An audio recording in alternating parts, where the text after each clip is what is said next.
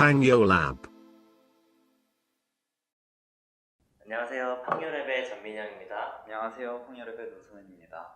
와, 벌써 9강입니다. 이제 9강 10강만 하면은 끝나는 건가요? 네, 대장정이 거의 끝을 보이고 있습니다. 지금 1에서 8강까지와 조금 다른 측면에서의 얘기가 나와요. 9강에서는.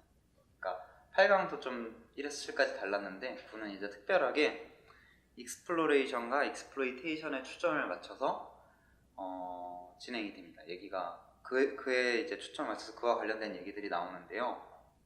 그러면은 시작해 보도록 하겠습니다. 네, 오늘 챕터 순서는 이렇게 돼 있는데 사실 이게 좀 웃긴 게 실버 강의를 보면은 실버 강의가 1시간 40분 정도 진행되는데요. 지금 보시면 1, 2, 3, 4가 있잖아요. 1, 2에 한 1시간 30분을 쓰고 3, 4를 10분 만에 끝내요. 그러니까 멀티암드 밴딧, 그 인트로덕션도 사실 거의 안 쓰고 멀티암드 밴딧에서 쓸 수 있는 익스플로레이션과 익스플로이테이션 사이 어떤 관계에 대한 얘기를 쭉 하고 컨텍스추얼 밴딧 MDP는 멀티암드 밴딧의 이제 점점 확장판이라고 볼 수 있거든요. 그래서 이 확장판에서도 아이디어들이 거의 똑같이 쓸 수 있다 이러고 끝냅니다. 그러니까 오늘은 문제를 엄청 단순화시켜서 멀티암드 밴딧에서 익스플로이테이션과 익스플로레이션에 대해서 알아볼 거예요. 멀티암드 밴딧은 뭐냐? 이거는 이제 또 이따가 나올 거니까요. 조금만 기다려주시고, 오늘 강의는 사실 실버 선생님 영상을 보시면 굉장히 혼란스러울 거예요. 왜냐면은 여기 인터넷에 그 올라가 있는 PPT와 실버가 실제로 강의할 때 틀어주는 PPT가 꽤 달라요. 그러니까 뭐가 다르냐면, 일단 강의할 때 보여주는 PPT가 여기 올라와 있는 거에는 없는 슬라이드도 있고, 그리고 순서가 여기 올려져 있는 PPT와 강의할 때 실버가 보여주는 순서가 막 뒤죽박죽인 경우가 있어서 그렇습니다. 그래서 오늘은 저는 실버 강의를 그대로 따라갈 예정이어서 이 PPT를 받아서 보실 분들은 순서가 잠깐 왔다 갔다 할 수 있어요. 그래서 제가 순서가 좀 뒤바뀔 때마다 지금 슬라이드는 어느 슬라이드를 하고 있다 이렇게 말씀을 드릴게요. 그래서 바로 실버 선생님 강의를 보시면 조금 혼란스럽습니다. 이번 강의는. 그래서 특히 좀 더 어렵기도 하고, 그래서 한번 잘 전달해 보도록 하겠습니다. 예, 먼저 처음 내용은 익스플로레이션, 익스플로이테이션 딜레마에 대한 얘기입니다. 자, 이 딜레마는 아마 1강쯤에서 한번 설명을 드렸었던 것 같은데, 이제 오늘은 본격적으로 이 주제에 대해서 얘기를 하니까 다시 한번 짚어보면은, 저희가 이제 실시간으로 뭔가 디시전 메이킹, 그러니까 의사결정들을 할 때 굉장히 근본적인 문제가 있어요. 근본적인 문제가 뭐냐면은, 근본적인 트레이드오프 관계에 있는 두 개념이 있는데, 첫 번째 개념은 익스플로이테이션이에요. 이것은 무엇이냐? 현재 내가 알고 있는 정보를 바탕으로 제일 좋을 것 같은 선택을 하는 거예요. 제일 좋을 것 같은. 근데 현재 알고 있는 정보를 바탕으로 하니까 정보가 모여야 되잖아요. 그 정보를 모으는 게 바로 익스플로레이션이에요. 익스플로레이션. 그래서 내가 계속 결정을 하는데, 어떨 때는 정보를 더 모으기 위해서 제일 좋은 선택지가 아님에도 불구하고 실험적인 수들을 해볼 수가 있고, 그걸 바탕으로 이 수를 하면 어떻게 되더라 라는 정보가 모이면은 지금까지 모인 정보를 바탕으로 최적의 결정을 내릴 수도 있고. 근데 이거는 굉장히 트레이드오프 관계죠. 둘은 동시에 만족할 수가 없기 때문에 본질적으로. 근데 우리가 결국에는 진짜 잘하는 에이전트를 만들고 싶은데, 이 잘하는 에이전트는 결국엔 이 둘 다를 꾸준히 해줘야 되는 거거든요. 익스플로이테이션만 하면은 현재 내가 알고 있는 거 바탕으로는 최적의 디시전을 내릴 수 있겠지만, 알고 있는 거를 늘리기 위해서는 익스플로레이션을 또 해줘야 되고, 그러니까 우리 에이전트가 이 두 개 사이에 줄타기를 계속 해줘야 되는 거예요. 그래서 예시를 들어보면은, 이 예시는 예전에도 한번 나왔던 것 같은데, 진짜 우리 삶에서도 사실 우리 삶의 인생이 이 익스플로레이션과 익스플로이테이션의 연속인 것 같아요. 그 사이에서 결정을 하는. 예를 들어 오늘 점심에 민영님과 김치찜을 먹었거든요. 근데 그 김치찜집은 저희가 자주 가는 데예요. 그러니까 이미 가면 얼만큼 맛있을지도 알고, 뭐 실패하지 않을 것도 알고, 하지만 오늘 그럼 우린 뭘 한 거냐? 익스플로이테이션을 한 거예요. 근데 저희가 전혀 색다른 뭐 아구찜집을 갔을 수도 있겠죠. 거긴 한 번도 안 가본 데여서 맛있을지 맛없을지 모르지만 어쩌면 우리 김치찜보다 더 싼 가격에 더 맛있는 걸 먹을 수 있을지도 몰라요. 그러니까 저희 둘이 점심을 먹을 때만 해도 항상 이 둘 사이에서 고민을 하는 거예요. 그래서 새로운 선택지를 늘리면서 익스플로레이션을 할지, 아니면 우리가 지금까지 가봤던 데 아는 정보를 바탕으로 최적의 선택을 내릴지. 뭐 예컨대 온라인에서 쇼핑할 때 광고를 보여주는 것도 지금까지 유저들의 클릭이 제일 높았던, 제일 성공적이었던 광고를 계속 보여줄 수도 있을 거고, 광고주 입장에서. 아니면 이번에 새로운 어떤 디자인, 뭐 기획안을 만들어서 새로운 광고를 보여줘서 이걸 실험해 볼 수도 있겠죠. 그건 이전의 광고보다 더 좋을 수도 있으니까.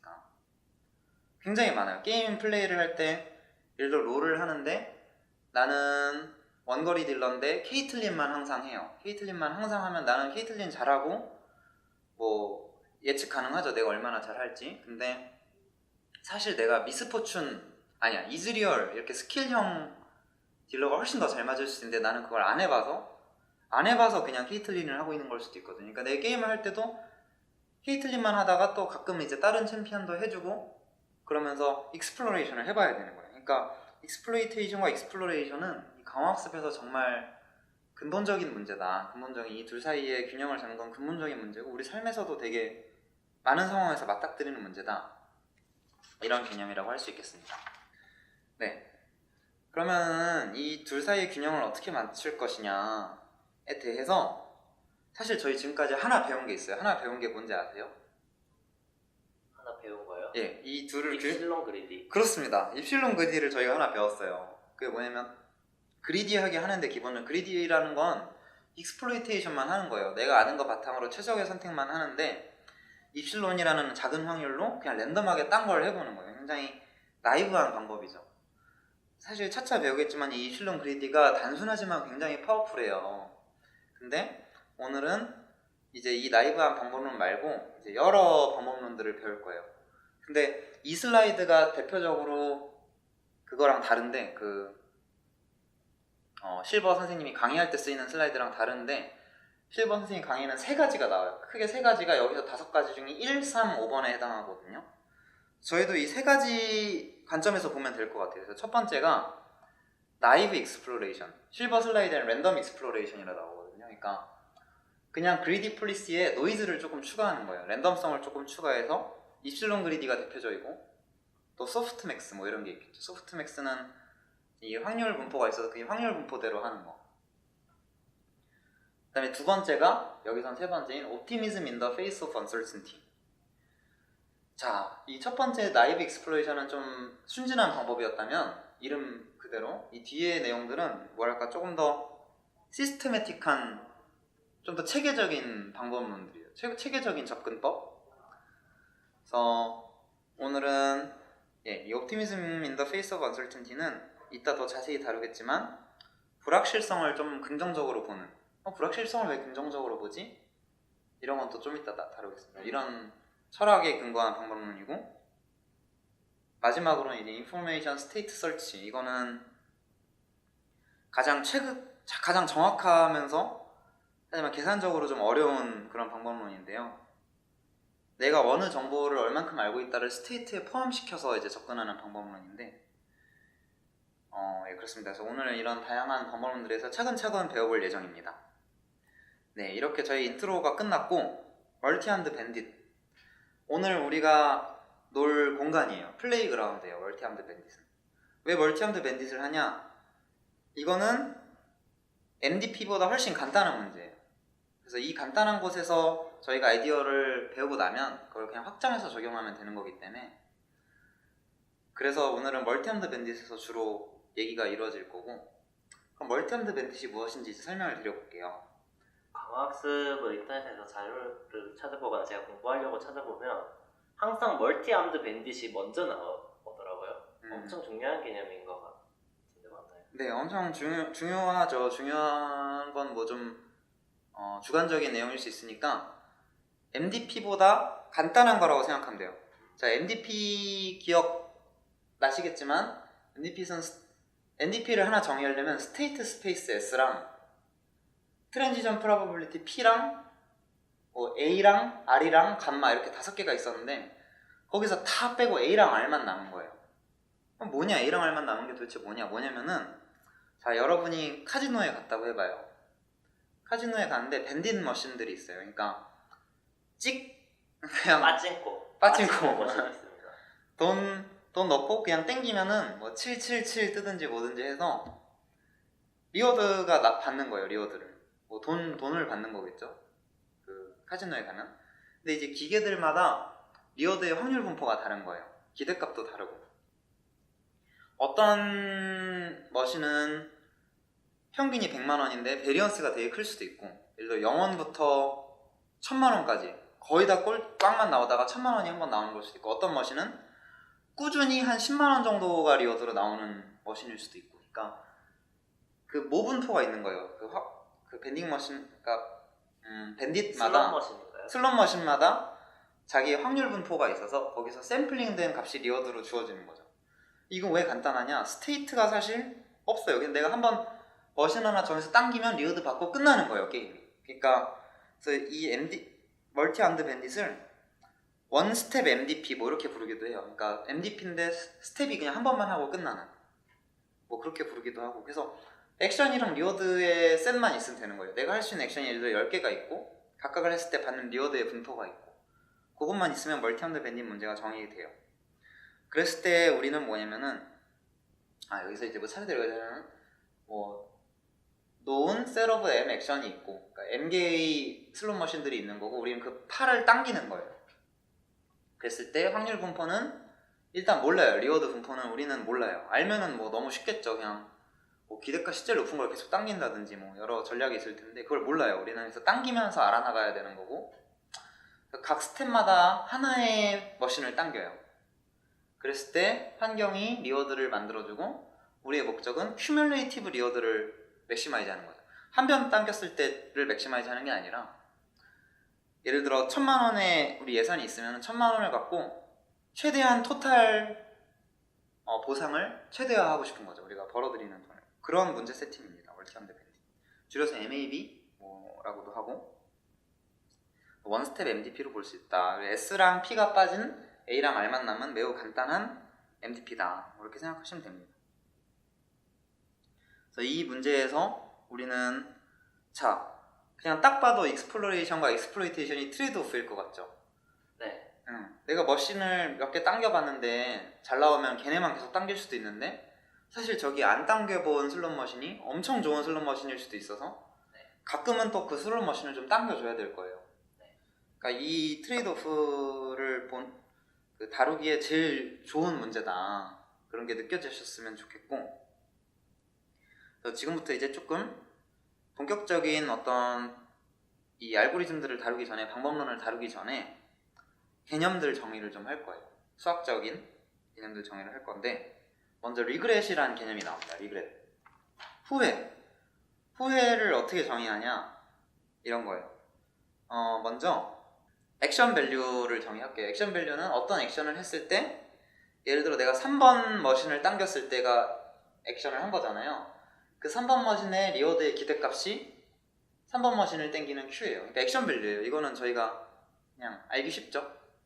근데 여기는 원 스텝이라 R만 받고 끝나니까 R에 대한 기대값 하면 끝나요. 원래 액션 밸류는 리턴의 기대값인데 여기서는 리워드의 기대값이다. 그랬을 때 옵티멀 밸류라는 게 있을 거예요. 그건 뭐냐면은, 내가 당길 수 있는 머신들의 각각의 기대값 중에 제일 기대값이 높은 거, 그러니까 제일 좋은 슬롯 머신을 당겼을 때의 기대값, V스타, 그걸 V스타라고 할게요. 예를 들어 1번 머신의 기대값이 10만원, 2번 머신이 10만원, 3번 머신이 100만원이면 머신이 3개밖에 없으면 V스타는 100만원인 거죠.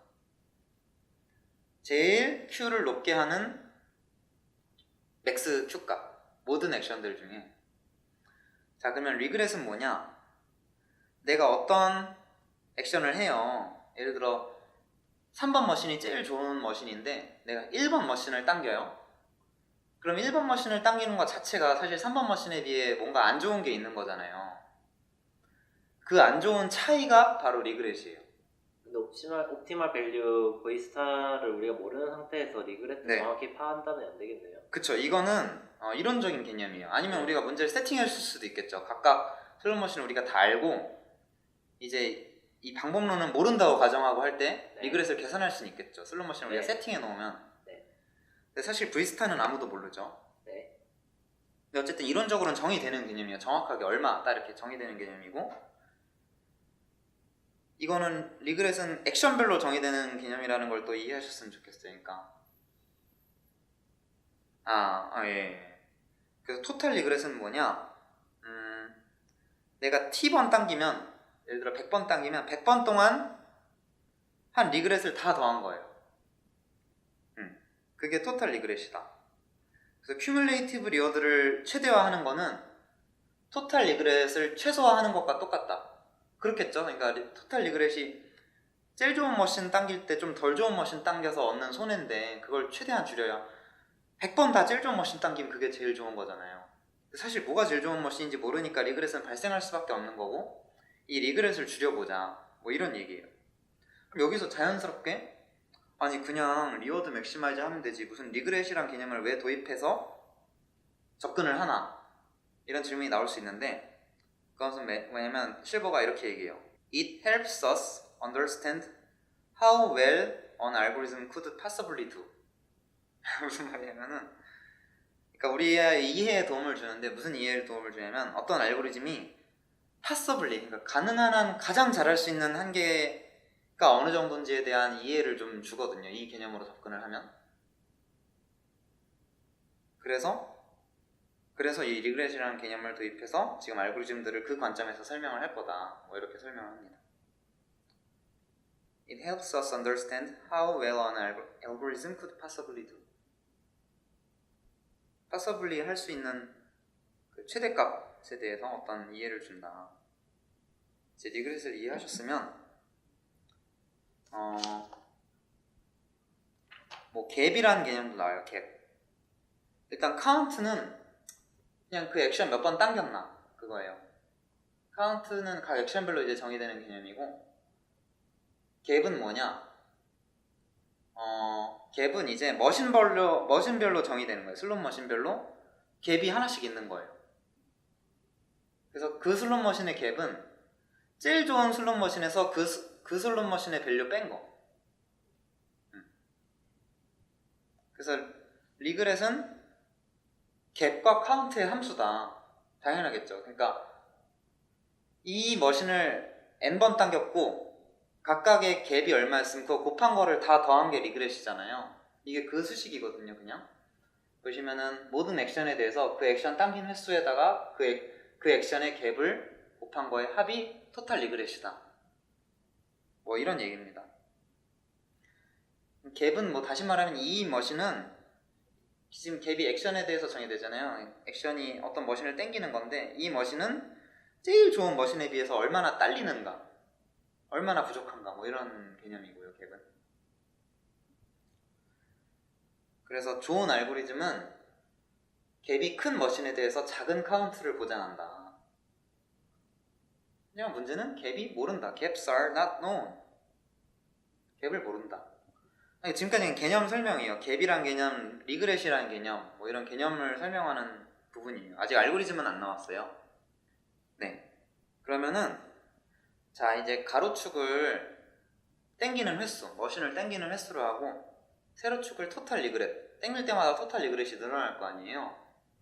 해보면은, 자, 어떤 알고리즘이 익스플로레이션을 평생 한다고 해봐요. 예를 들어 입실론 그리드인데 5% 확률로 계속 익스플로레이션을 해요.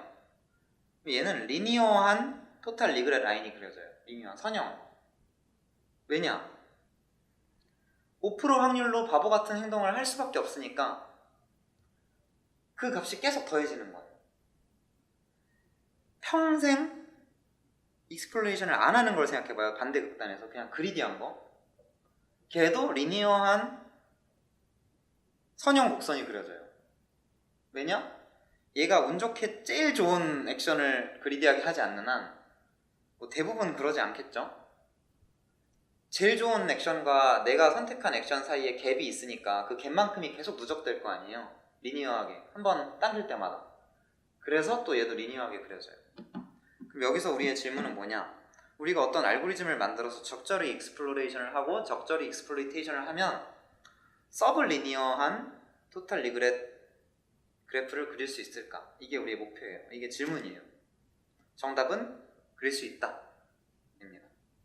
우리가 이제 여러 알고리즘들을 그 관점에서 배울 거예요. 이게 그리디는 네. 이게 뭐 개념적으로 이해가 갔어요. 근데 실제로 뭐 첫 번째로 했는데 그럼 그때마다 밴딩 머신, 슬롯 머신을 잘 선택하면 기울기가 낮을 거고 그럼 그 잘못 선택하면 기울기가 큰가요? 그쵸? 그리디 같은 경우는? 네, 내가 해본 것 중에 제일 좋은 걸 선택하는데 네. 해본 것 중에 그 좋은 게 제일 좋은 거에 비해 갭이 적으면 네. 좀 기울기가 낮게 그려질 거고 네. 아니면 기울기가 높게 그려질 거고. 그럼 얘는 직선인 건 이해가 갔고요. 입실론 그리디가 직선인 게 좀 이해가 안 되는. 그건 제가 설명드릴게요. 예를 들어 5% 확률로 입실론하게 선택을 하는 입실론 그리디라고 해봐요. 네. 계속해서 이제 충분히 정보가 쌓여서 95% 확률로는 최적의 액션을 항상 선택해요. 이거는 그러면 이미 그거를 그까지 갔다는 거예요. 익스플로레이션을 충분히 한 이후부터 그린 거예요. 아, 이거는 기대값이기 때문에 그러니까 매번 할 때마다 이 그래프는 달라지겠죠. 그리디도 이렇게 그려질 수도 있고 이렇게 그려질 수도 있겠지만 그거의 기대값이라는 게 있을 거예요. 네. 이건 지금 기대값에 대한 그래프여서 네. 토탈 리그렛이라는 게 보면 바이 데피니션 기대값이에요. 이게 이 갭들의 차이의 기대값. 그래서 내 방법론이 하나 정해지면 기대값은 정해지잖아요. 샘플은 달라지겠지만 그래서 이렇게 그려지는 거고 입실론 그리디가 왜 리니어하냐는 95% 확률로 완벽한 걸 골라도 5% 확률로는 계속 딴 걸 고르는 거예요. 그럼 내가 할 수 있는 다른 액션들의 리그렛의 기대값이 있을 거 아니에요? 그만큼이 계속 더해질 거 아니에요? 5%의 확률로. 그래서 리니어예요. 이해됐습니다. 네, 그래서 방금 설명한 내용을 뭐 수식적으로 써보면은 그리디 알고리즘의 경우 리니어하다. 왜 리니어하면은 greedy can lock onto a suboptimal action forever. 그러니까 suboptimal 액션을 계속 당기게 되면은 거기에 이제 갇혀서 계속 리그렛이 쌓여서 이제 리니어한 토탈 리그렛이 나오고 입실론 그리드도 뭐 마찬가지로 어떤 갭들의 합이 있고 그걸 입실론 확률로 계속 선택하니까 그거 이상이 된다. 그래서 계속 쌓인다 리그렛이. 뭐 이런 얘기입니다. 제가 질문했던 내용이 네, 그 내용이 이제 좀 자세히 수식으로 나오는 거예요. 그렇습니다. 네, 그럼 먼저 옵티미스틱 이니셜라이제이션에 대해서 배울 거예요. 옵티미스틱 이니셜라이제이션. 아까 이게 저희가 뭐 오늘 3개 배우는 거에 두 번째에 해당하는 개념이었는데 지금은 이제 처음 이거에 대해서 배우는 거예요. 오늘 이게 뭐냐면은 아이디어로 표현하면 이게 지금 슬라이드가 또 그 실버 슬라이드랑 엄청 달라서 일단 말로 설명드려보자면 아이디어를 해보자면 일단 초기화를 되게 긍정 낙관적으로 하는 거예요. 그러니까 모든 밸류들을 맥시멈으로 초기화를 해요.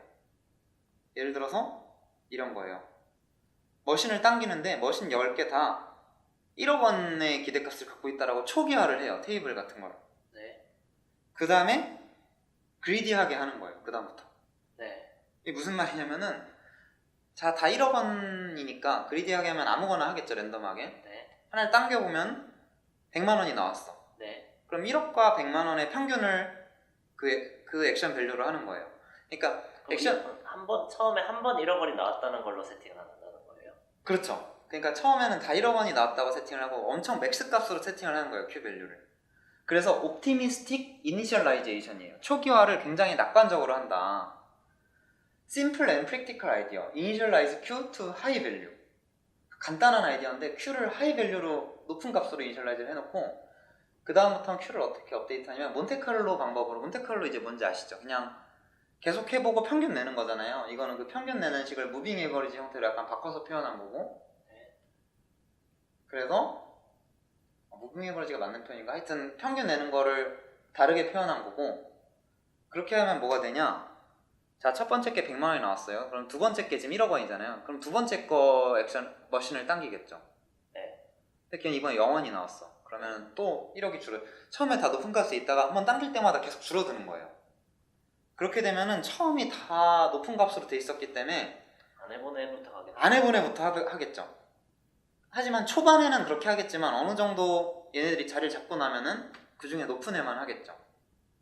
그러니까 익스플로레이션과 익스플로이테이션이 트레이드오프가 되는 거고, 그 사이 줄타기를 하는 거고, 자, encourages systematic exploration early on.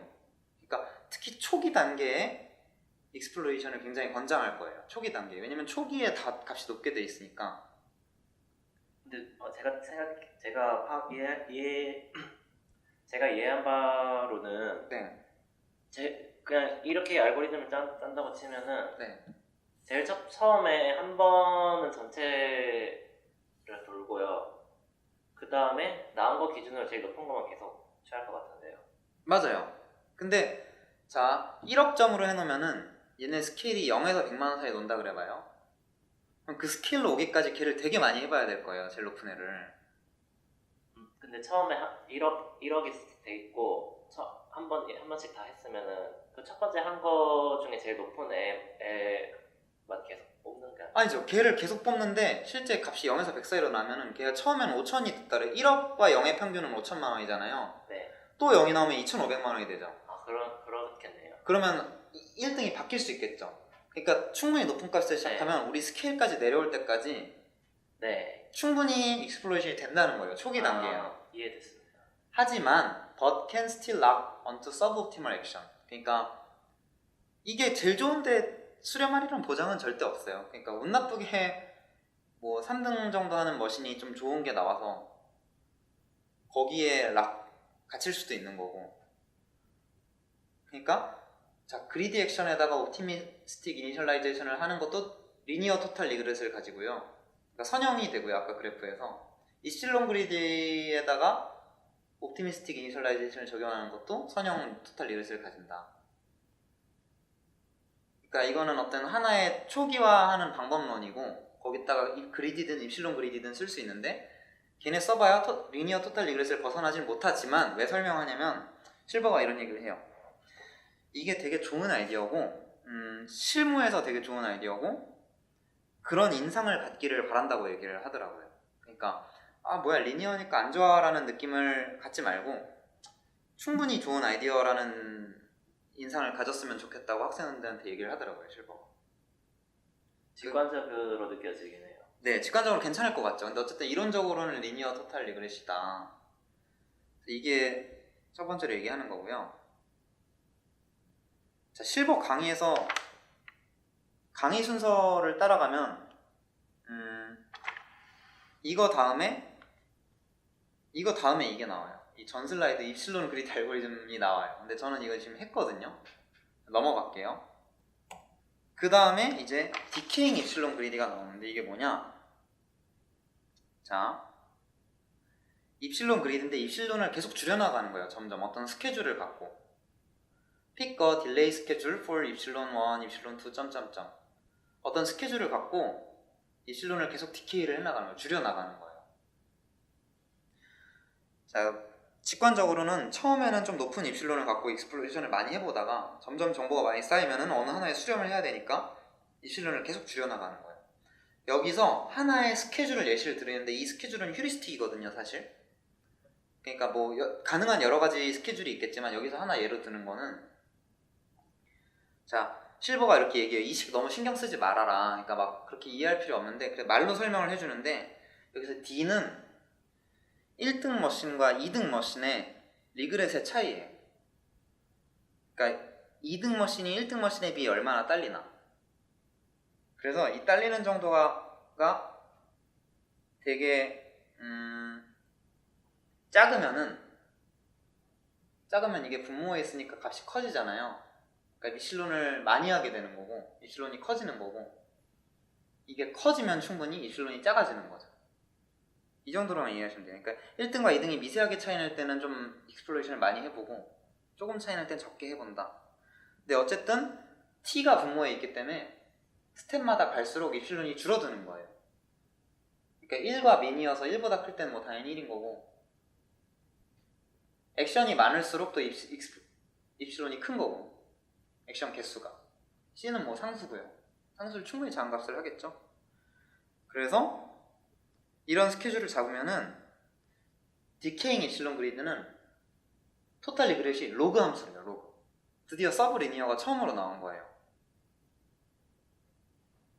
아까 토탈 리그레시 다 리니어였잖아요. 네. 근데 처음으로 로가리드믹, 그러니까 로그 함수 형태의 토탈 리그레 함수를 얻게 돼요. 이런 방식으로 하면. 일단 t가 분모에 있으니까 네. 당연히 기울기가 적어질 것 같은 느낌인데요. 기울기요? 그러니까 리그렛이 수렴할 것 같아요. 네, 점점 좋은 데로 갈 테니까, 좋은 액션으로 수렴을 할 테니까. 네. 근데 이제 무슨 얘기가 있냐면, Unfortunately, schedule requires advanced knowledge of gaps. 자, 여기 보시면은 이 갭에 대한 정보를 써요. 지금 분모에 스케줄링 할 때 D가 그거잖아요. 그걸 실제로 몰라요, 우리가. 그래서 이걸 그대로 쓸 수는 없다. 여러 휴리스틱을 이용해서 입실론을 줄여나갈 수는 있는데, 그래서 우리 목적은 이걸 몰라도 서브 리니어 리그렛을 갖는 어느 멀티암드 밴딧에서 서브 리니어를 갖는 알고리즘을 찾고자 하는 게 목표다. R에 대한 논리지 없이. 그게 목표예요. 지금 이건 그걸 쓴 거죠. 그거 없이 디큐잉 입실론 그리드를 쓸 수도 있는데, 그러면 이 휴리스틱, 이 스케줄을 잘 정해줘야 된대요. 잘 못 정하면 캐타스트로픽하게 망한대요. 굉장히 망한대요. 이건 이따 또 나오는 내용이니까 잠깐 기다리시면 됩니다. 자, 근데 여기서 또 이론 얘기가 잠깐 나와요. 그러니까 오늘 강의가, 실버 강의가 좀 순서가 뒤죽박죽해요. 되게 체계적이지 않고. 네. 근데 제가 체계를 좀 잡아드리면은, 지금 나이브한 익스플로레이션은 우리가 안다고 가정한 거고, 옵티미스틱 이니셜라이제이션이 나온 거고, 네. 아까 처음에 5개 나왔잖아요. 지금 2개를 했다고 보면 돼요. 네. 지금 나이브한 방법론에 입실론 그리디가 있는데, 그걸 조금 꼬은 디킹 입실론 그리디가 나온 거고. 그러니까 이 슬라이드를 잠깐 다시 가보면, 오늘 이 5개를 배우는데 지금 앞에 2개를 했다고 보시면 돼요. 네. 옵티미스틱 이니셜라이제이션이랑 나이브 익스플로레이션이랑. 지금 각각이 서브 리니어인지 리니어인지 뭐 이런 얘기도 나오는 거고요, 지금. 그래서 이 얘기를 하다가 갑자기 이론 얘기가 나와요. 이거 되게 중요한 이론 얘기인데, 로어 바운드에 대한 얘기예요. 자, 우리 지금 계속 리니어 아래 서브 리니어를 찾고 있잖아요, 그래프에서. 근데 이런 얘기를 합니다. 어떤 알고리즘도 못 깨는 로어 바운드가 존재를 한대요. 그리고 이 로어 바운드는 로그 함수래요. 로그 함수.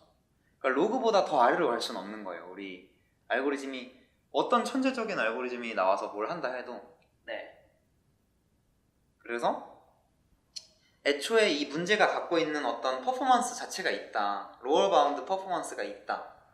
그 퍼포먼스는 뭐에 의존하냐면, The performance of any algorithm is determined by similarity between optimal arm and other arms. 그러니까 제일 좋은 머신과 다른 머신 사이의 유사도에 의해서 난이도가 결정된대요. 문제의 난이도가.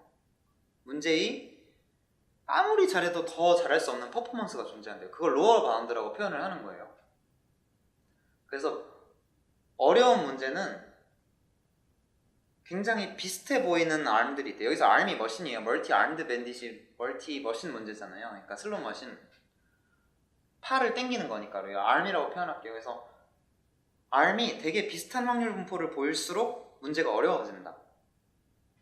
실제 둘의 평균은 달라요. 더 좋은 건 있는데 얘네 둘이 되게 비슷한 거예요. 그러면 이 둘을 계속 해봐야 되는데, 계속 해보면 해볼수록 우리가 틀리는 양이 계속 쌓이잖아요. 네. 그래서 하드 프로블럼은 그렇다. 그래서 이 비슷한 분포를 어떻게 정의했냐? KL 다이버전스 텀을 이용할 수 있어요. KL 다이버전스는 제가 나중에 따로 영상을 하나 찍어서 올릴까 생각 중인데, 어떤 두 확률 분포 사이의 차이를 나타내는 값이에요. 차이가 크면은 값이 커지고 똑같은 확률 분포면은 0이 나왔나? 이거 확실하지 않은데 하여튼 작은 값이 나오고 0 맞을 거예요. 그래서 그리고 갭과 그러니까 각 액션이 갭이 얼마나 큰지와 그때의 KL 다이버전스로 정의가 되는데 정확히는 어떻게 정의되냐? 라이 앤 로빈스 띠오름이 있어요. 이 정리가 뭐냐면 우리는 이제 정리를 받아들이기만 하면 되는데 토탈 리그렛은 n 리스트 넘버 오브 스텝에 대해서 로그다. 자 보시면 여기 넘버 오브 스텝이 t고 로그 t죠. 뒤에 곱해 있는 건 상수예요. 문제가 정의되면 문제가 갖고 있는 어떤 고유한 값이에요. 네. 무슨 의미냐면 자 갭이 각 머신별로 1등 머신에 비해 얼마나 딸리는지 나타내는 거랬죠. 지금 모든 액션에 대해서 시그마를 하는데 모든 액션에 대해서 갭이 0 초과인 1등 액션 빼고 그 액션이 얼마나 딸리나 1등 액션에 비해서 에다가 그 머신의 확률 분포와 1등 머신의 확률 분포가 얼마나 비슷한가.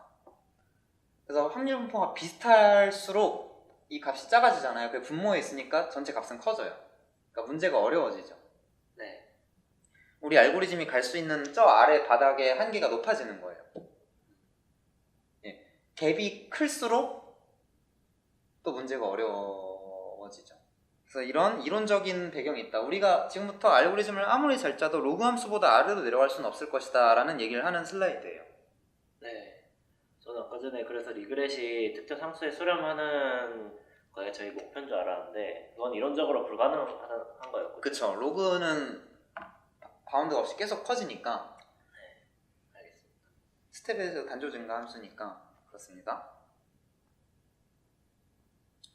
예, 지금 이 얘기가 갑자기 나오다가 이 다음 얘기는 아까 5개 알고리즘 중에 3번째 알고리즘 얘기가 나와요. 이제 그러니까 오늘 강의 순서가 이거 제가 그렇게 구성한 게 아니라 실버가 그렇게 해서 그대로 하고 있습니다. 자, 지금 나이브 익스플로레이션, 옵티미스틱 이니셜라이제이션 이렇게 2개를 했고 3번째 옵티미즘 인 더 페이스 오브 언설틴티에 대한 얘기가 나와요.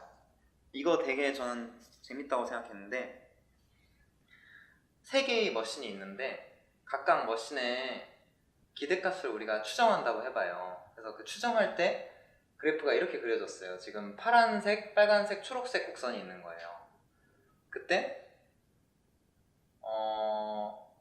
이건 지금 이제 신뢰 구간을 나타내는 건데 이러면은 어떤 머신을 당겨보고 싶겠어요? 지금까지는 예.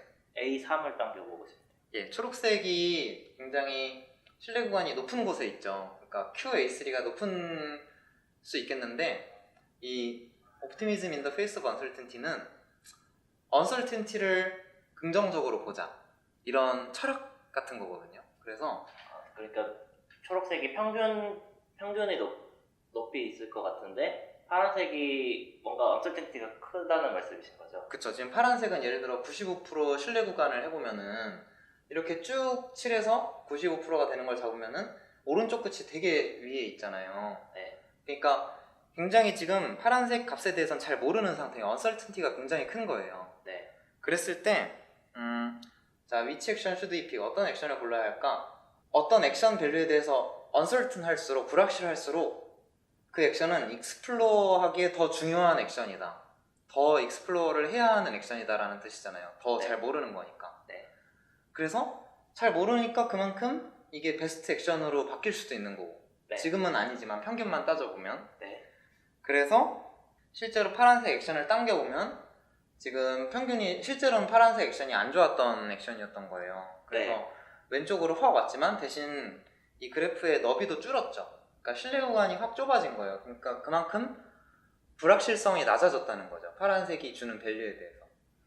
그래서 일단 당겨봤으니까 이번에는 좀 다른 액션을 뽑을 가능성이 더 높겠죠. 그래서 우리가 제일 좋은 액션을 뽑을 때까지. 네. 그래서 이 uncertainty를 긍정적으로 보자는 철학인데 조금 더 구체적으로 얘기를 해볼게요. 예를 들어서 이 신뢰 구간이 있을 때 confidence interval이 있을 때 upper confidence가 있을 거예요. 그러니까 각 액션 밸류에 대해서 U로 표현하는데 실제 QA가 A를 했을 때의 실제 밸류가 지금 QTA 햇이랑 UTA 햇은 다 이제 추정치인데 이것보다는 낮을 확률이 되게 높은, 그러니까 예를 들어 95% 신뢰 구간을 생각하면 돼요. 그러면은 실제 QA가 내가 생각하는 어떤 이 값보다는 낮을 확률이 95%인 거죠.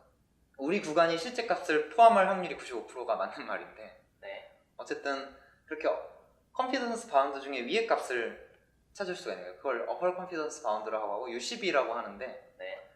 여기서 Q야 뭐 측정할수록 점점 정확해질 거고 샘플이 쌓일수록 U는 어떻게 되냐면은 그 액션을 당긴 횟수가 늘어날수록 NTA가 작아질수록 U는 커지고요. 네. 신뢰 구간이 넓어지는 거죠. 네. 신뢰 구간이 넓다는 건 그만큼 내가 자신이 없는 거죠. 네. 같은 정확도로 얘기하려면 더 넓은 구간을 얘기해야 된다는 얘기니까. 네. 반면 NTA가 커지면은 UTA가 작아지죠. 신뢰 구간이 작아지죠. 네. 좁아지죠. 그래서 이런 방법을 할 수 있다. Q 더하기 U를 최대화하는 A를 선택할 수도 있다. 이게 UCB를 맥시마이즈하는 방법론이에요. 아, 네, 이해했습니다. 네. 이론적으로 따지면은 네. 신뢰 구간 95% 구간에 있다고 했을 때 QTA의 추정값이랑 신뢰 구간 95% 구간 그걸 더한 거보다 작을 확률은 97.5가 될 것 같은데요. 네. 그 숫자는 뭐 네. 중요하지 않고 뭐 같은 97.5라 했을 때 N이 뭐 해질수록 U가 어떻게 되고 네. 그런 얘기여서 네. 그렇습니다. 근데 이제 upper confidence bound는 지금까지 어떤 아이디어 레벨이었고요. 네. 이걸 이제 좀 더 구체화 시켜 볼 텐데 구체화 시키는데 뭐 크게 두 가지 방법론이 있대요. frequentist view랑 베이지안 어프로치가 있는데 먼저 자 지금 이제 어떤 모분포의 디스트리뷰션을 아예 몰라도 할 수 있는 어떤 frequentist view를 먼저 설명드릴 텐데 그를 위해서 필요한 게 호프딩 이니퀄리티, 호프딩 부등식인데 자 참고로 이 UCB라는 개념과 함께 섞어서 쓸 수 있는 부등식은 정말 많은데 그 중에 하나예요. 뭐 베른스타인 부등식, 아주마 부등식 등 여러 개가 있는데 그 자리에 그냥 호프딩 부등식을 끼워 넣은 거예요. 근데 이걸 끼워 넣었을 때 어떻게 할 수 있는지를 보여주는 건데 자 호프딩 부등식은 일단 디스트리뷰션 프리 버전이에요. 그러니까 분포와 관계없이 항상 쓸 수 있는 건데 자 x1부터 xt가 0과 1 사이의 랜덤 베리어블이라고 해봐요. 네. 걔네의 샘플 민이 x바잖아요. 그러면은 자 지금 x바가 샘플 민이에요. 샘플 t개의 평균이 x바 t고 이 x는 x의 실제 모평균이겠죠. 모평균. 네. 실제 x의 기대값. 네. 그럼 u는 이제 틀리는 정도인데 자 실제 값이 우리 샘플 평균보다 u만큼 틀릴, 그러니까 u보다 더 틀릴 확률 네. 이 좌변이거든요. 네. 그게 어떤 값 이하라는 거예요. exponential 마이너스 2t u 제곱 이하다. 네. 이건 증명이 돼 있는 호프딩 부등식이라는 어떤 부등식이에요. 아, 정말요? 예. 뭐 어떻게 증명했을까요? 이거는 이 천재 수학자가 했겠죠. 저희는 몰라도 되는데 T가 뭐죠, 여기서? t는 몇 번 지금 샘플이 몇 개 있냐. 랜덤 베리어블일 때 베리어블도 없네요, 식에. 베리어블도 없이 구할 수 있나 보네요. 네, 걔네의 평균이 실제 x의 기대값보다 u 이상으로 틀릴 확률이 네. 이거 이하니까 네. 그걸 이용해서 지금 UCB를 만들려고 하는 거거든요. 네. 이 식이 좀 증명이 궁금하긴 한데 네. 얘가 우변으로 넘어가가지고 빼기로 바꿨으면 좀 더 이해하기 쉬웠을 것 같은데. 그러게요. 네, 이 식이 신기하네요. 어떻게 될까요, 이게? 네, 그래서 자, 이 직관적으로 이해해 보시면 u가 틀린 정도니까 네. u가 커질수록 네. 확률은 작아지겠죠. 그러니까 내가 10만큼 틀려도 될 확률이 1만큼 틀려도 될 확률보다 낮잖아요. 네. 그래서 지금 마이너스의 u의 제곱에 있는 거고 t는 이제 많아질수록 네. 100개의 평균이 10개의 평균보다 이게 더 안전해지겠죠. 네. 그런 것들이 담겨 있는 건데 이건 이제 가져다 쓴 거예요. UCB를 구하기 위해서. 네. 그럼 이게 말하자면은 이걸 적용해 보면 우리 밴딧에다가 자 액션 A를 선택할 때 QA가 기대값이고 QT hat A가 여기 샘플 평균이고 거기 UT가 이제 어퍼 컨피던스 바운드가 되는 건데 얼만큼 틀려도 되는지가 이렇게 되는 거죠. 이걸 그냥 그대로 집어넣은 거예요. 요 식을 이용해서. 저희 아까 전에 배운 내용을 네. 그대로 넣은 거군요. 네, Q 플러스 U를 맥시마이즈 하는 걸 선택하는 게 이 어퍼 컨피던스 바운드 방법론이잖아요. 네. 그래서 Q 플러스 U를 여기 넣은 거예요. 그럼 이렇게 되는데 여기서 어퍼 컨피던스 바운드를 계산해 보면 뭐 P는 적당히 정하면 되고요. 저희가 뭐 95% 확률로 맞추고 싶다라든지 네. 확률을 적당히 정해서 이걸 그냥 풀면 되는 거죠. 지금 우변이 P니까 확률이니까 아까 식에서 exponential 마이너스 2n ut 제곱이 P면 이걸 ut에 대해서 하면은 이렇게 되거든요. 루트 2n분의 로그 P 마이너스 로그 P.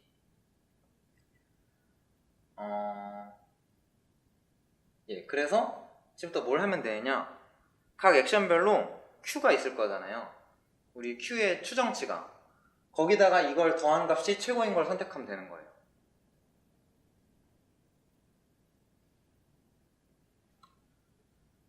뭐 P를 고정하기보다는 P의 스케줄링을 더서 T의 마이너스 4승이라는 스케줄을 더서 하면은 네. 이게 지금 T만 남고 4가 빠져나오면서 네. 아래식이 되거든요. 네.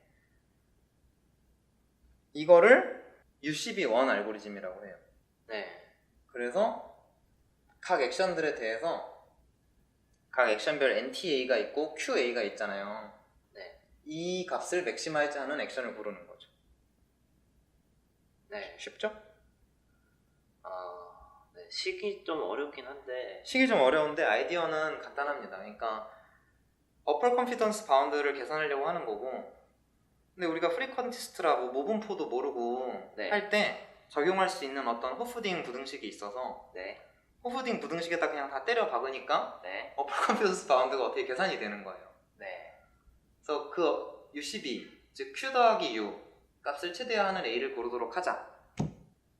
이렇게 하면 된다. 이렇게 하면은 익스플로레이션도 잘하고 익스플로이테이션도 잘하면서 여기 또 정리가 하나 나오죠. UCB 알고리즘 achieves logarithmic asymptotic total regret. 이거 로그래요. 로그. total regret 함수가 로그래요. 그러면 저희가 아까 전에 로그로 하려고 했는데 로그가 나왔네요. 그쵸? 좋은데요. 이렇게 하면 된대요. 와, 조금 어려울 수 있을 텐데 예시를 좀 봐볼게요. 자, 10 armed bandit 슬롯머신 10개 있는 게 있는데 지금 문제가 두 개예요. 하나는 각 머신마다 나오는 리워드는 똑같은데 확률이 다른 거예요. 90%짜리 하나랑 60%짜리 9개 있는 경우 90%, 80%, 88, 777, 666 이렇게 10개인 경우 일 때 이 실론 그리디와 UCB를 퍼포먼스를 비교한 건데 보시면은 여기서 실버가 하는 말은 surprisingly 놀랍게도 이 실론 그리디가 꽤 잘한다. 이 실론 그리디는 정말 간단한 아이디어인데도 네. 대신 입실론 그리디는 튜닝을 잘못하면 네. 재앙이 된다. 네. 여기 보시면 이게 잘못된 경우거든요. 입실론 그리디 알파는 0.05인 경우인데 네. 위로 쭉 올라가죠. 이 그래프에서. 네. 우상단 그래프예요. 이 올라가면 리그렛이 Y축이라 망한 거거든요. 네. 근데 나머지 경우에는 잘 하더라. 반면에 UCB는 systematically perform well 이 얘기를 합니다. 항상 굉장히 잘 하죠. UCB는. 이 그래프에서 놀라운 거는 네. UCB보다 네. 입실론 그리디가 네네. 잘 설정하면 더 좋은 것 같다는 느낌이 드는데. 그럼요. 잘 설정하면 좋은 경우가 많다. 그걸 강조해요. 그러네요. 근데 네. 이거는 뭐죠? 얘는 얘는 왜 이렇게 생겼죠?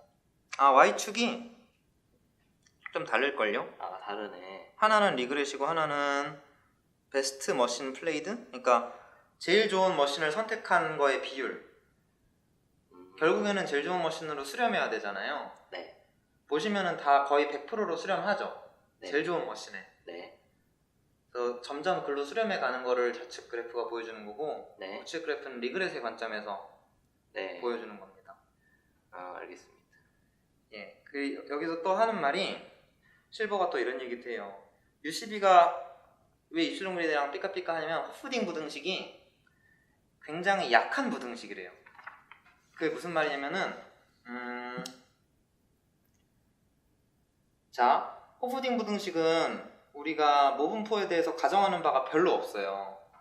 분포가 시메트릭하지 않아도 돼요, 심지어. 네. 근데 여기서 가정하는 게 하나 있긴 한데 그게 뭔지 아세요? 하나 가정한 거예요? 랜덤? 아니요. 리워드가 바운디드 돼 있다는 가정이 들어가긴 해요. 네. 호프딩 부등식이 보면 0과 1 사이라는 게 있잖아요. 네. 그 말은 우리 리워드는 0과 1 사이가 아니니까 어떤 맥스 값으로 나눠주면 될 텐데 네. 바운드가 돼 있어야 맥스 값으로 나눠서 0에서 1 사이로 만들 수 있거든요. 네. 그러니까 리워드가 바운디드 되어 있다는 가정만 있으면 호프딩 부등식을 쓸 수 있는 거예요. 예를 들어 슬롯머신이 아무리 비싸봐야 1000만 원 이상은 안 나온다라는 게 있어야 되는 거죠. 그러면은 그 수를 엄청 크게 잡으면 어떨까요? 엄청 크게 잡아도 뭐 수학에서 무한이 없으니까. 무한이 없으니까 그 수보다 더 큰 수가 나올 확률이 있다면 네. 잘못되는 건데 실무에서야 뭐 당연히 그렇게 할 수 있겠죠. 그렇군요. 그래서 호프딩 부등식은 자 반대로 말하면은 가정이 적은 만큼 네. 부등식이 약하다. 네. 근데 아까 말한 다른 부등식들은 가정이 더 센 만큼 조금 더 빡빡한 부등식을 짜서 더 효율이 올라갈 수 있을 대신 좀 더 정보를 알아야 되는 거 뭐 이런 관계가 있다고 하더라고요. 네.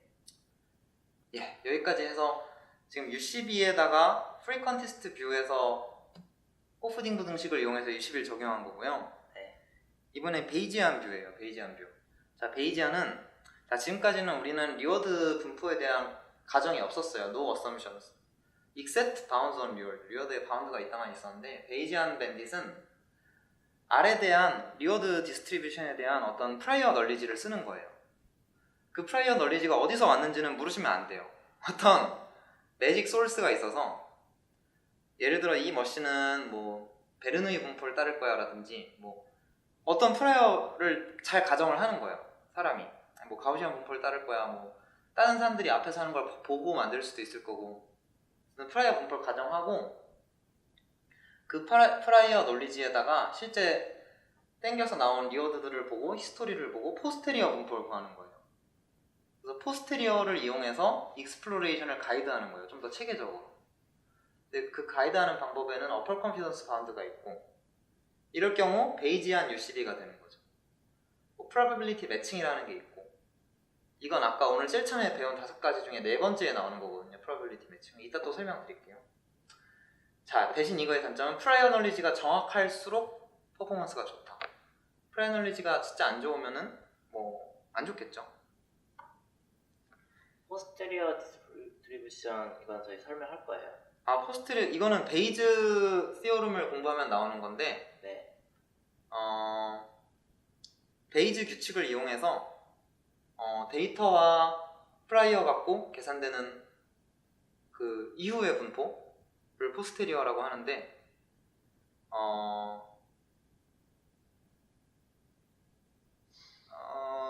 프라이어와 데이터가 고려돼서 만들어진 교정된 분포라고 생각하면 될 것 같아요. 뭐 구체적인 식은 베이즈 띠오름을 참고하시면 될 것 같고요. 네. 그래서 뭐 실버도 이거는 간단히 넘어가는데 예컨대 각 슬롯 머신들은 서로 인디펜던트한 가우시안 분포다. 인디펜던트한 건 1번 머신을 땡긴다고 2번 머신의 확률 분포가 바뀌고 그러지 않는다는 거죠. 그거는 합리적인 가정인 것 같죠. 가우시안 분포라고 프라이어를 잡고 실제 몇 번 땡겨서 데이터 보고 이제 포스테리어 구하고 뭐 이런 방식을 이용해서 신뢰 구간을 구할 수 있다. 그걸로 이용하면 베이지안 UCB가 된다. 이 정도 설명을 하고 넘어갑니다. 이 계산을 구체적으로 따라갈 필요는 없을 것 같아요. 베이즈 룰이 익숙하신 분은 쉽게 되실 거고.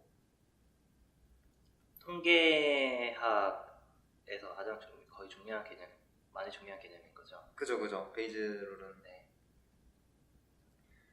자, 오늘 순서가 좀 꼬여있다고 여러 번 말씀드렸는데 지금 5가지 중에 3가지가 끝난 거고요. 이제 프로버빌리티 매칭 4번째가 나오는 거예요.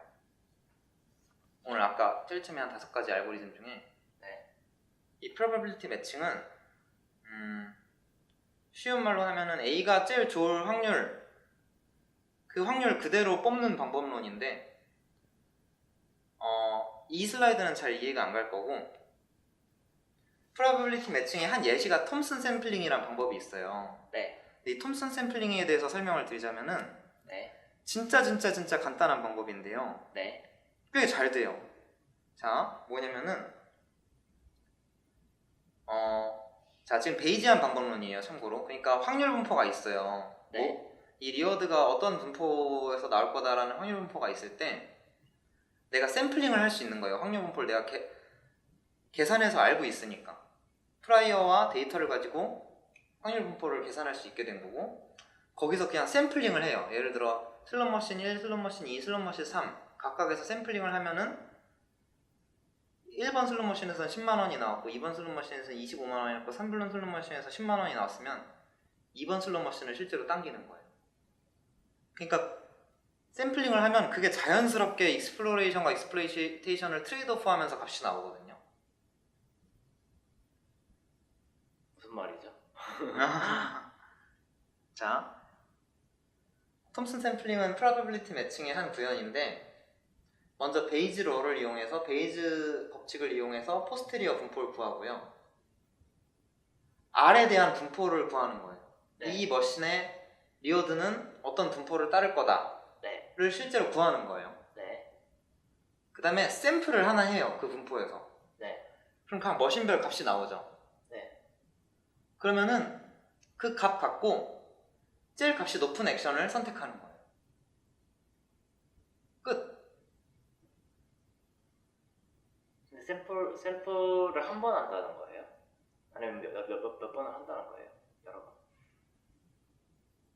그게 바로 제가 궁금했던 부분이고, 그거 몰라서 말 안 하고 넘어가려고 했어요. 그거로는 얘기가 잘 안 나와요.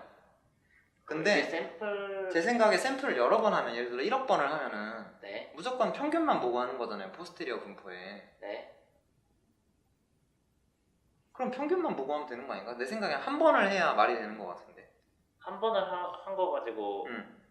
근거가 된다는 게 이상한데요. 그러면은 근데 그 분포에서 네. 자, 1번이 제일 좋을 확률이 50%라 그래봐요. 1번 머신이. 네. 그럼 거기서 한 번 뽑으면은 50% 확률로 1번 머신이 제일 좋을 거거든요. 네. 그럼 50% 확률로 1번 머신을 뽑는 거고, 네. 2번 머신은 잘 모르지만 뭐 제일 좋을 확률이 25%고, 네. 그랬을 때 한 번씩만 뽑아도 25%, 그러니까 확률은 보존된다는 거죠. 네. 그러면 여기서 네. 잠깐만요. 그러면 저희가 갑자기 폴리시 얘기를 해서 좀 이상하긴 한데 네. 전략이라고 할까요? 이거 톰슨 샘플링 뜻은 이해는 갔어요. 네. 1번이 제일 좋은 확률이 뭐 50%, 2번이 좋은 확률이 25%, 3번이 제일 좋은 확률이 25%라는 걸 저희가 알고 있다는 거죠. 맞나요? 포스테리어 분포로 네. 해서 값을 하나씩 뽑으면은 네. 포스테리어가 정확하면, 포스테리어 어쨌든 내가 지금 알고 있는 정보 다 해서 추측한 거니까 네. 그 확률 분포랑 똑같게 나온다는 거죠. 1번이 제일 좋을 확률이 네. 내 지금 모델상 50%였으면은 네. 실제 50%인지 모르는데 어쨌든 내가 모델링한 거에 따르면, 네. 그럼 리워드 하나씩 샘플링 하면은 네. 1번에서 리워드가 제일 높게 와야 될 확률이 50%니까 네. 1번 당기면 되는 거고, 그러면 그 뒤로는 1번만 계속 당기는 게 전략이에요. 아니죠. 한 번 당기면은 값이 나오죠. 실제 값. 네. 그 값에 따라 포스테리어 분포가 다시 계산되죠. 네. 그러면 새로운 분포가 나왔고, 그 분포에서 또다시 샘플링을 하나씩 해서 네. 그때 제일 높았던 밴딧을 또 당기고 이렇게 하는 거죠. 포스테리어 정리를 하면은 네. 제가 저희 포스테리어 분포를 가지고 있고 네. 그 확률에 따라서 약간 뭔가 랜덤성이 있어가지고 네. 뭐 50%가 1번이 제일 좋은데 뭐 여러 번 하다 보니까 25%인 거를 또 25% 확률로 당기겠네요. 당기기는. 그렇죠. 그냥 하나씩 샘플 뽑았으니까. 근데 네, 그러니까 포스테리어 분포 있고 그 확률로 뭐 여러 개 중에 한 번 샘플하고 그거를 바탕으로 포스테리어 분포 바뀌고 그 다음에 그걸 바탕으로 또 그 확률에 따라서 또 한 번 하고 또 그거 네. 포스테리어 분포 바뀌고 그거라는 말씀이신 거죠? 맞아요. 근데 지금 제일 자신 없는 부분이 과연 하나 갖고 할 것인가, 하나 갖고 해도 말은 된다고 생각하는데 여러 번 해도 괜찮을 것 같고 한 번 해도 괜찮을 것 같은. 근데 여러 번 하면 네. 포스테리어 분포를 좀 간헐적으로 바꾸는 거죠. 포스테리어는 그냥 베이즈 규칙을 적용해서 계속 하는 거라서 샘플이 나왔을 때 안 바꿀 이유가 없어요. 그러니까 포스테리어 분포에서 샘플링을 하는 것과 실제 머신을 당기는 것과는 분리해야 되는데 네. 실제 머신을 한번 당길 때마다 포스테리어 분포는 업데이트가 되는 거고 실제 데이터가 나왔으니까. 네. 네. 그래서 우리가 만든 어떤 분포에서 샘플링을 해서 그걸 바탕으로 뭘 당길지 정하는 건데. 네. 그러면 그 포스테리어 분포를 구하는데 저희 시간이나 뭐 리소스가 비용이 들지 않는다고 하면 한 번 샘플할 때마다 계속 바꿔줘도 되겠네요. 네, 그거야 뭐 그냥 컴퓨테이셔널한 네. 코스트니까. 그러면 그냥 한 번만 샘플 한다고 봐도 되지 않을까요? 아니 지금 샘플과 당기는 걸 다르게 생각하셔야 돼요. 샘플링은 내가 1억 번을 할 수도 있는 거예요. 그건 실제 당기는 게 아니에요. 우리 분포가 있고 네. 우리가 추정하는 분포가 있고 거기서 샘플을 뽑아내는 거예요. 그건 실제 당기는 게 아니고. 실제 당기는 게 아니라고요? 예. 실제 당기는 건 샘플을 바탕으로 뭘 당길지 정해서 그걸 실제로 한 번만 당기는 거예요. 네. 샘플링은 무한히 할 수 있죠. 적은 비용으로.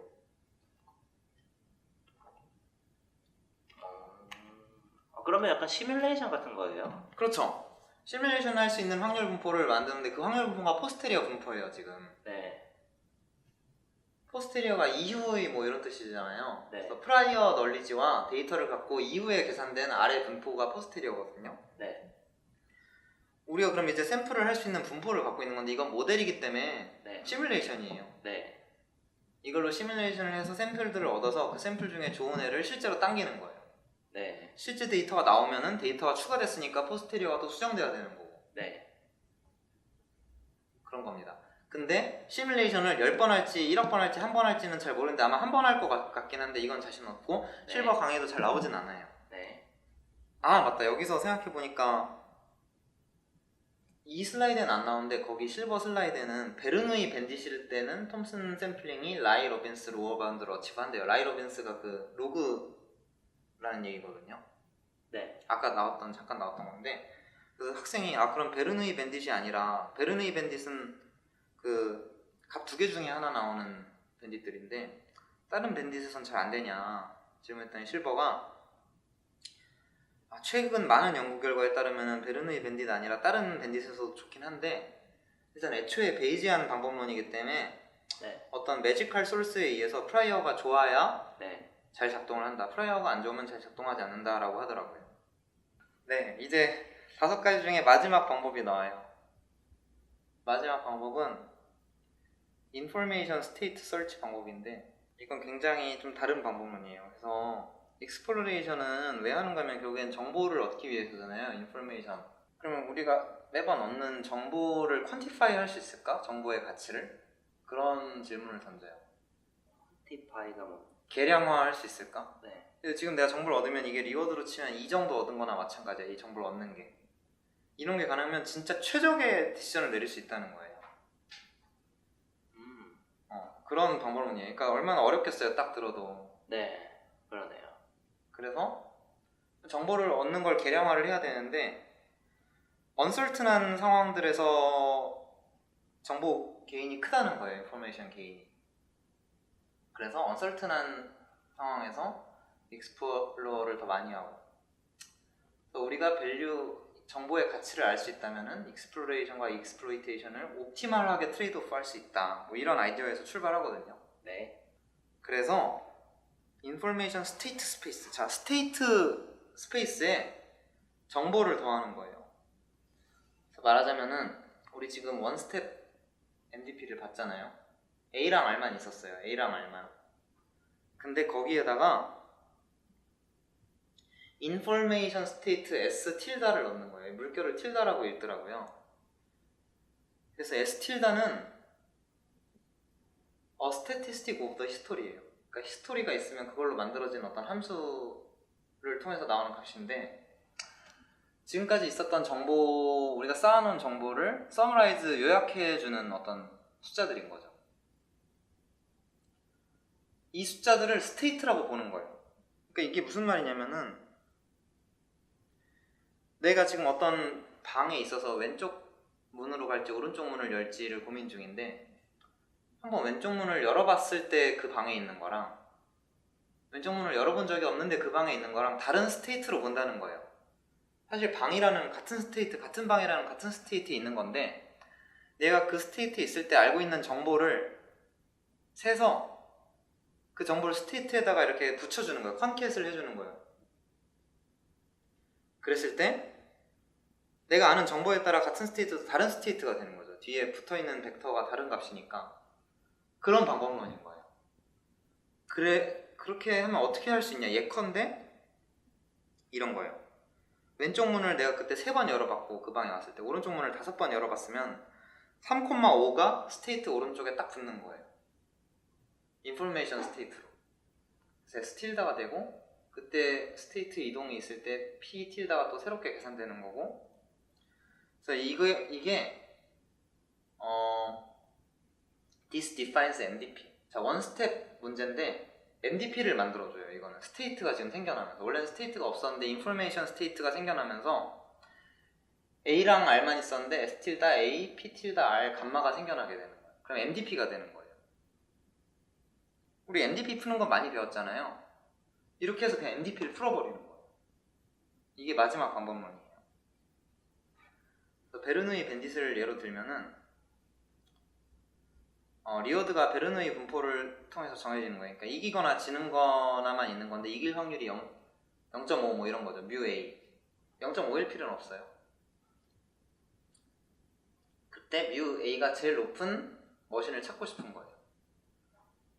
그랬을 때 인포메이션 스테이트는 어떻게 정의할 수 있냐면은, 자, 알파 A는 A를 당겼을 때 졌던 경우의 카운트, 베타 A는 A를 당겼을 때의 이겼을 때의 카운트.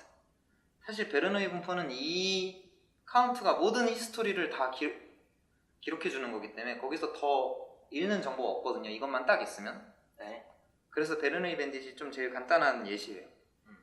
이렇게 해서 스테이트를 만드는 거예요. 네.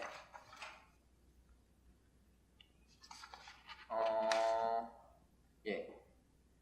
그러면은 우리는 이제 We now have an infinite MDP over information state. 이제 information state를 이용한 어떤 MDP가 생긴 거예요. 네.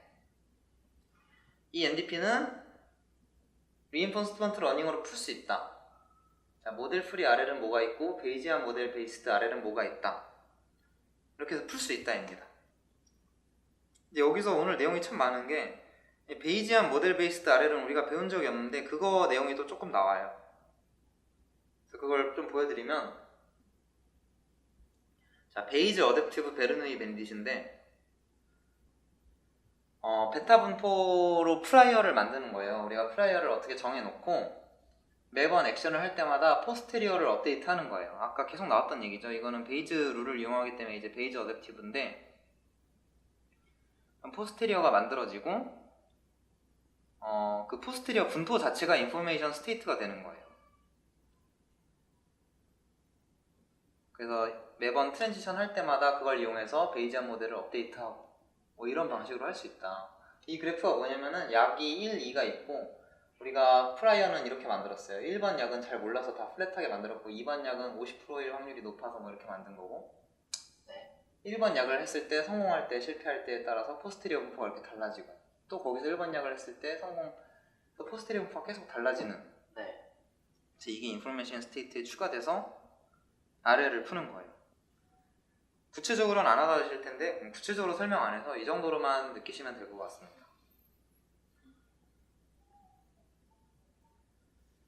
와, 예, 그러면 오늘 얘기가 거의 끝났고요. 자, 올라오진 슬라이드는 없는데 이제 그 다음에 실버 강의에서는 오늘 배운 거 정리가 나와요. 그 슬라이드가 여긴 없어요. 올려주신 거엔. 근데 일단 먼저 랜덤 익스플로레이션, 뭐 입실론 그리드랑 그런 걸 배웠고, 옵티미즘 인 더 페이스 오브 언설튼티 또 배웠죠. 그리고 마지막으로 인포메이션 스테이트 스페이스도 배웠고, 그러니까 익스플로레이션과 익스플로이테이션을 트레이드오프하는 여러 알고리즘들을 배웠습니다. 다 멀티암드 밴딧에서 배웠고, 여기서 또 질문이 하나 나와요. 학생이 자, optimism in the face of uncertainty에서 문제가 있어요. 문제. 이게 예외가 되는 상황. 어떨 때 예외가 될까요? 잘 작동을 안 하는 상황. 옵티미즘 페이스 언설텐티요. 네. 그게 뭔지는 아시죠? uncertainty를 줄이는 방향으로 계속 가는 거죠. uncertainty를 한 액션들을 해서 뭐 UCB도 대표적이었고. 네. 언설텐티를 줄여야 하는 방향으로 할 때 잘 작동 안 하는 예외가 있다. 예, 그런 게 어떤 문제 상황에서는 그런 걸 쓰면 안 되는데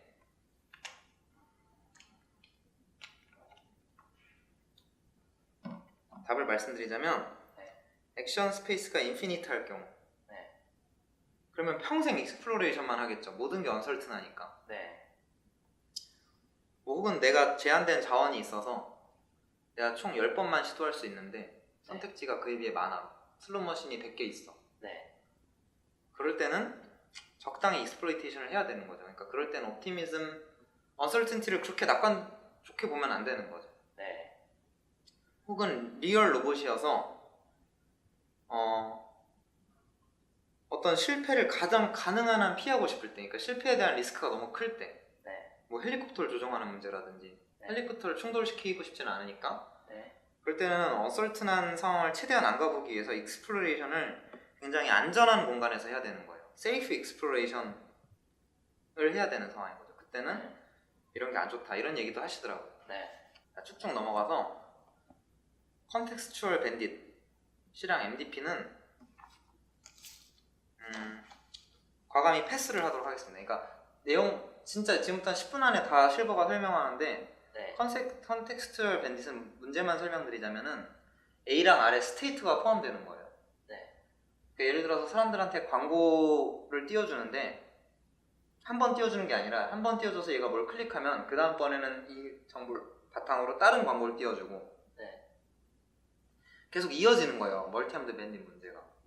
이런 걸 어떤 컨텍스트 맥락이 있는 이 사람이 클릭해온 히스토리라든가 그래서 그런 컨텍스추얼 밴딧 문제가 있고 더 크게는 MDP 문제가 있다.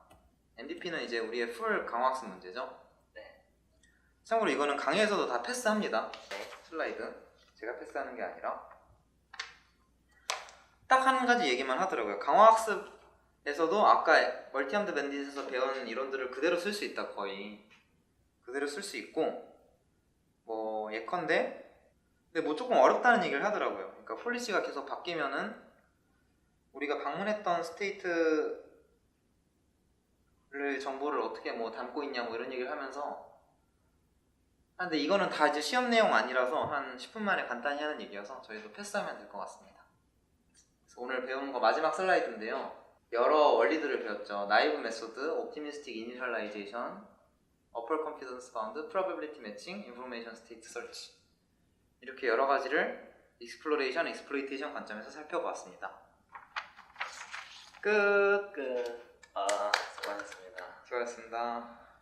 시청해주신 분들 구독, 좋아요 부탁드립니다.